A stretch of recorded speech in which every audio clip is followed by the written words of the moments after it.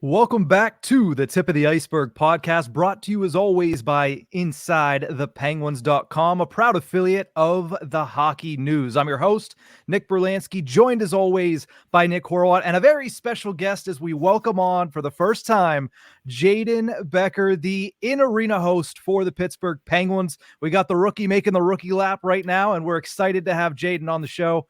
How's it going? It's fantastic, guys, and this rookie lap has been fun. It's been a crazy few months in Pittsburgh with the Penguins, but the crowds have always been electric. So if this is what a rookie lap feels like, then let's keep on doing it because it's pretty cool. It's been a lot of fun, seeing you around the arena, having you do all these great new things. And actually, to be honest, and nothing against Selena Pompiani who came before you, but having you in the arena, there's been a bunch more added. I feel like that. I'm sure I'll ask you in a minute, but the atmosphere feels a lot more brighter almost. And like I said, nothing against Selena, but just there's a new vibe going around. And to kick things off here, I just want to know what got you interested in joining the Penguins and taking this opportunity, and just has there been any sort of emphasis in driving up a new style of, I don't even know how to put it, but like of a new atmosphere in the arena? Yeah, there's a big emphasis on that. We kind of have this motto of fans first, fun first. It's something that we've really been pushing throughout the entirety of the regular season thus far. What got me into in-arena hosting, previous to this, I was the host of the Bridgeport Islanders. I was the host of the Syracuse Mets. And then prior to that, I was working with the Sussex County Miners and the Frontier League. I was working with the Jersey Shore Blue Claws. I worked my way through Ithaca College. I just graduated in May of last year. I used to do a ton of play-by-play work and sideline reporting, television hosting, and I found a love for live event and being in front of a crowd. And so this position opened up, and you mentioned Selena Pompiani, big shoes to fill as a legend in the Pittsburgh media community. So when this position opened up, I auditioned, and I just so happened to get the job. So they liked me enough to keep me around. So it's been a great experience thus far. And you mentioned the environment, you mentioned the vibe that we're trying to give off. It's almost like that college feel, if you will, where we're trying to get the fans going. We're trying to get them hyped up every single night, no matter what the score is, no matter what the record is. We're trying to give them a good time. So I think we've been able to accomplish that thus far in the season, but we still have plenty more to come. You mentioned obviously like getting into this position first year, kind of jumping in full throat and making sure that you put the fans first. And I think part of your job, from what it seems like, is probably, moments, create those moments, those memorable times for especially young kids trying to get into the game and trying to grow the game into the younger generation. A lot of it has been moments. So I did want to ask you, specifically because hockey is a game of moments and times, what has been the most memorable moment for you in your first season with the Penguins? Fantastic question and fantastic way to set it up, because a lot of things that we do in the arena, they are partnership activations. They're sponsored by somebody. They're an effort to bring brand awareness. So we have Soapy promo, we have our Ford truck, we have a Dunkin' match game, stuff like that. And at times, and maybe in years past, it feels like activations. Now we're trying to create moments. So when a fan leaves and goes home, maybe they don't remember exactly what happened in the first period when on the ice, but they remember that they had a laugh or caught a hot dog in the stands during our Smith hot dog launch.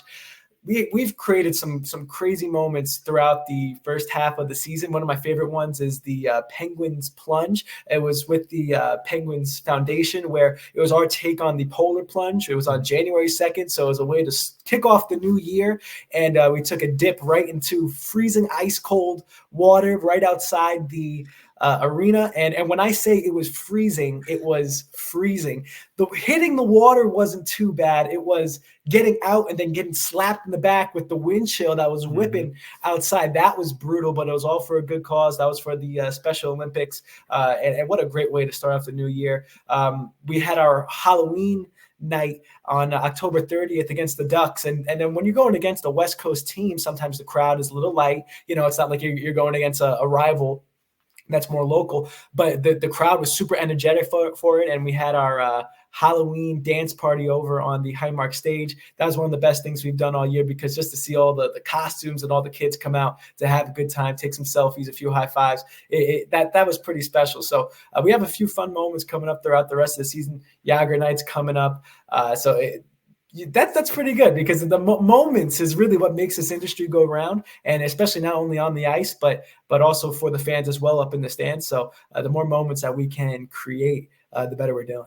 Yeah, and it feels like these moments are coming at a great time because, I mean, the Penguins missed the playoffs last year, so and things are questionable this year, so you really do still want to give the fans that are coming to the arena, if the team's not going to be good, you got to still give them something to really thrive on and enjoy and have a good time. And I can remember watching the Penguins plunge, like you just mentioned, and I remember it was one of the coldest days of the hockey season so far. It was one of those below 10-degree days. But other than those sort of things, like, what else can fans expect whenever they, come to a game aside from hockey? Obviously, they're still going to be watching, Crosby, Malkin, Letang do their thing, but in the crowd, in the audience, just what sort of new things and what sort of entertainment value is being brought to the arena this year? Expect the unexpected. That's one of the great things at PPG Paints Arena. Every time that you come and you buy a ticket, you don't really know what's going to go on throughout the night. We all know that we're going to see 60 minutes of hockey, and then in the past few games, you've seen a little bit more of 60 minutes, and we're going into overtime, getting those extra points where we could find them. But you don't know what celebrity is going to be there, who's going to say the Hockey Night at Pittsburgh, what we're going to be doing during the intermissions, what fun stuff we're trying to bring to the fans, what great things that we've been giving away, not only from the entrance standpoint, like we've been giving away these awesome bobbleheads to the first 10,000 fans, but we've been giving away concert tickets lately in the building. That's something that we haven't really done in years past. So it's pretty cool to know when you buy a ticket, not only are you going to go home watching a fantastic game, but you also have a chance to go home with some great prizes as well. So expect the unexpected. I think, to say the least, anything can happen as soon as you step in those doors. And I'll take it from just for a minute here. Just that I know concert tickets are hard to get sometimes. Yes. As a frequent, especially for the bigger shows that are at PPG Paints Arena, it's good that there are those opportunities. It feels like not even old school where it's you used to have to call into a radio station. It's you could just go to your hockey game, enjoy 60 minutes of hockey, and then maybe walk out with another big event in your future. Yeah, we gave away Drake tickets. We gave away Bruce Springsteen. I believe coming up next game, we're giving away Zach Bryan tickets. So we're just rolling. We're just rolling it, and it's pretty cool to see a fan leave with a big smile on their face. And it's like, God, this was a pretty good game to come to, right? And they're head over heels. So it's always an awesome time. Now, Jayden, I got a two-parter here for you because I haven't seen much of your work yet. Unfortunately, I haven't gotten to a game. I told you before we got on, that's coming. I'm very excited now to see what you have in store for that February 18th game with Ice-Burgh Yager. But the one thing that broke through and everybody now knows about is the Gram Zam. Two-parter here. Was that your idea? And if not, what was your first reaction when somebody came up to you and said, we're going to put a bunch of grandmothers on a Zamboni and you're just going to dance around the ice? All right, so the Gram Zam wasn't my idea. There's a few ideas throughout the season that I had my hand in, but it's always a we effort. There's never one person just dictating where everything goes. It's always a we effort because I need somebody to help me to make the graphic, and they need me to hype it up, and then we need someone to market it on the back end. So it's always a we effort. There's never one person. But the Gram Zam is always a great time. We haven't seen them in a bit, but I can assure you that we're going to see them very, very soon. The Gram Zam, I think it's so special because, once again, it's a spectacle. It's an oddity. You never expect a bunch of lovely grandmas to make their way onto the ice on what we call the Sobe Famboni and just start dancing. We started off, we had them doing the car wash, and then we had them doing the YMCA in center ice. Sometimes we shoot T-shirts off while they're dancing and performing. And fans are just in awe of it. And it's kind of taken on a life of its own where you read the comments and you see fans like, oh, I want my grandma on the Gram Zam. And it's just bringing in this extra love to the Penguins this season that I didn't think and in the beginning, no one really knew what the Gram Zam, what response it would garner, but the fans have just taken it to a whole nother level. There's going to be a ton of dates throughout the rest of this season that we're going to see them. So I love my grandmas. They're always the best. I go up to them.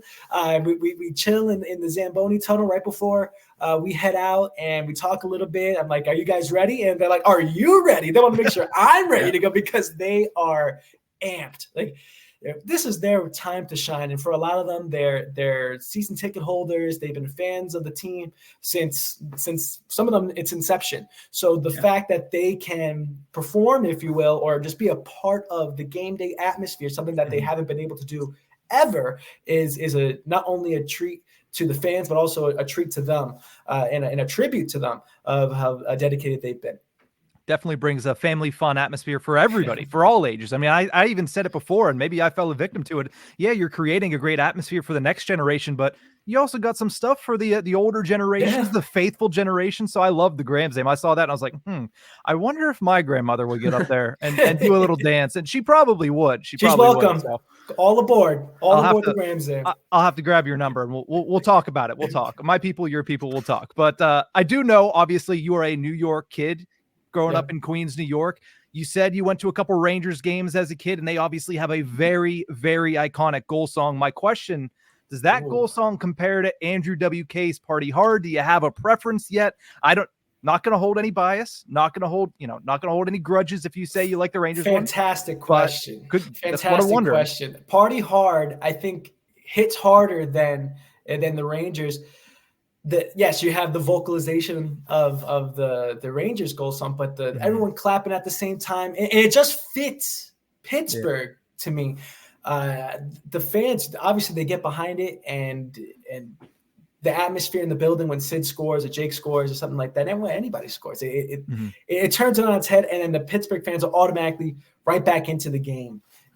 I grew up a New York kid, and I wear that with me always, and that's something that's never going to be taken out of me. But one thing that I've noticed growing up in New York City is that I can find my way into any market in the world, because Queens, New York, especially being the melting pot of the world, I feel like I'm able to understand different cultures. And like for me as a kid, I was able to go down to the corner store, able to grab, Asian food, then go another block, get some Ethiopian food, go another block, get some Dominican food. So for me, it was always being able to live within different cultures.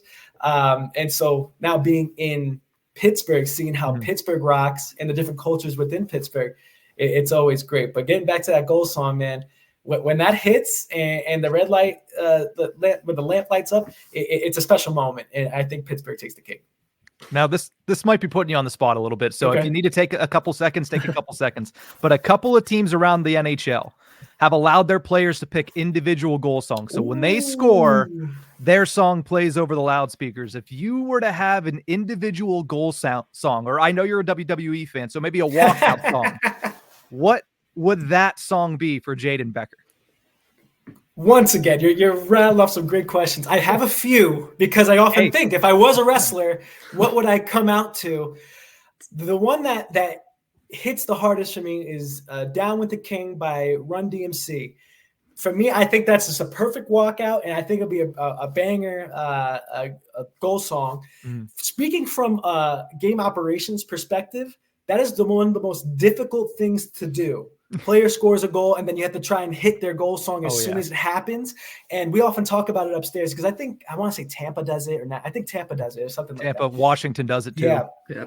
And every player has their own song if they score, but you have to know for certain that it's Ovi that scores, or it's whoever scores, it's that person, or else it's going to be a missed moment. So it's very, very difficult to do from a game operations perspective. But if I were to have a song, Run DMC, Down with the King, I think that's it for me. I like it. Does the Queens connection have anything to do with Run DMC? Definitely, yes. Any New York City vibe. I think I could go with a few Nas songs. I think I could go with Action Bronson a little bit as well. For a few songs, definitely a few Action Bronson songs. But yeah, I'm gonna stick with Run DMC on this. That's honestly an awesome answer too. I always try and think of stuff like that, because I played baseball growing up too, and it would pretty much be the same thing as a walk-up song. But we mentioned that you're a big wrestling fan. Royal Rumble just happened. What have your thoughts been of CM Punk's return and the outcome of this year's Rumble, if you were able to catch it? I know the Penguins played that day. I had it on my phone, leaning on my laptop in the press box to kind of keep up with what was going on. So for me, I wasn't able to watch the Rumble live. Obviously, we had the game, but I was wearing my Cody Rhodes shirt underneath my hoodie as support. But I am a big Punk guy. I love Punk, and obviously he tore the tricep, and now his WrestleMania dream might be postponed until WrestleMania 41. But Cody is doing something special right now. He's on an upward climb, if you will, and ever since WrestleMania 38, when he made his return back to WWE against Seth Rollins, and then tried to finish his story last year, trying to finish the story again this year. But I think the big difference is Cody is, in my opinion, more over than ever. He's hotter than ever. And Reigns, he's on a little bit of a downturn, but I just read this great stat. Roman Reigns is currently sitting at 999 wins in his WWE career, both in live televised events and house shows. And WrestleMania 40, if a win there, would make 1,000. Does WWE pass up on that opportunity to give him 1,000 at the show of the Immortals? I don't know. So for me, it's like it's almost a coin flip, and especially with how every Roman match has gone in the past, a year and a half. It's outside interference. So I would love to see if they were to do Reigns Rhodes, put it in Hell in a Cell. Put it in a steel cage, put it in something where outside interference can happen. I think that's the purpose of a Hell in a Cell, something like that, where you can't really have that outside interference, and let them go at it. Similar to how Triple H and Undertaker did 2 years in a row. 1 year was just Taker and H, and then the year after they put him in a cell. I think you can do the same thing this year. So why not put the belt on Rhodes and make him the new quarterback of the next generation of WWE? Could be special. If you're doing that, I think you got to go the other direction with the other title. I want to see McIntyre wear the belt after Mania. Yeah, personally, I think very possible. He should finish his story in front of a lot of fans in Philadelphia as well. Deserves it. Definitely deserves it. So me and Brlansky got back into wrestling during the peak of the Roman Reigns hatred shortly after he left the Shield, and I think it was the day after the first Mania we watched together. It was that 1.5-minute long booing session of Roman Reigns, or however long it was. Yeah, that era. I got back. I was into it as a kid, and I loved it. I started watching around WrestleMania 23, and I would say I watched religiously up until like WrestleMania 27. Fell out of it a little bit. You grow up a little bit as a kid, but then around COVID. There was nothing on TV. There was no sports. And I was like, you know what? Still going on? The WWE. And so I got back into it. My little brother, he got into it. And I kind of introduced him to this world of sports entertainment in the WWE. And it's actually what allowed me to continue my broadcasting career through COVID, is I did a professional wrestling podcast every single day throughout COVID and throughout my sophomore year of college. I was doing this wrestling podcast, and that's what kept my juices flowing, everything like that, and really got me into podcast work early on. So for me, wrestling was a godsend then, because it was special at that time. That's one way to get through everything, especially through that era of our lives. But also to close this out for us, our friend of the show, Brian Metzer, every time he sees the big new bazooka blast cannons you guys have, he loves to refer to them as the T-shirt Gatling guns. Yeah. And what I want to know is, every time I see them, I just want to know how far those things can go, and can a T-shirt from one of those things reach the media deck? Just because I know there's some tightly wound people up there. I think I could use a little comedic relief of seeing them lose. Use a little T-shirt. Yeah, they can reach about, if everything is done correctly, they can reach about 200 feet. So that's why we launched them from where we launched them, from the corners of the end zones. We shoot them from there so they could reach the other sides, if you will, and then we make the turn so we make sure we get the end zones as well. We talk about moments earlier. That's a moment. It's special. It's a spectacle. You never see that in the NHL. Specifically, you never see that. And just the plume of smoke. We call it the Gatling guns as well behind the scenes, but for us, it's the Sobe Promo Bazooka Blast.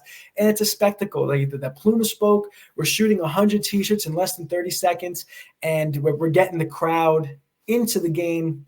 I think personally in the perfect moment, because it's right at the start of the second period. And so people are coming back from getting their snacks and their beer and stuff like that, and boom, T-shirt time, and they're all ready to go and they're rocking for it. And then not only that, we take that Gatling gun and put it on the back of a Ford truck, parade it around during the second intermission during some games, and we're able to get that up to the second level, up to the 200s. I love showing love to everybody up in the 200s because, those are some rowdy fans up there, and they deserve prizes as well. So we try to get as many t-shirts up there. I can't promise you the media deck. That's going to be tough. We might have to put on a modifier on our guns to maybe launch it up there. But at that point, we're going to have to call the National Guard because at that point it's really going to have some firepower behind it.